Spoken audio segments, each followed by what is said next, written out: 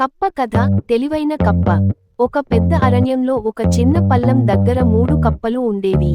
వాటిలో 2 కప్పలు అతి మూర్ఖాలు, ఇంకో కప్ప మాత్రం తెలివైనది. ఒక రోజు వర్షం బాగా పడింది.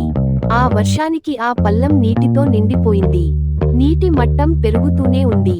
తెలివైన కప్ప చూసి, ఇలా ఉంటే మనం ఇక్కడ ఉండలేం, ఏదైనా మార్గం వెతకాలి అని చెప్పింది.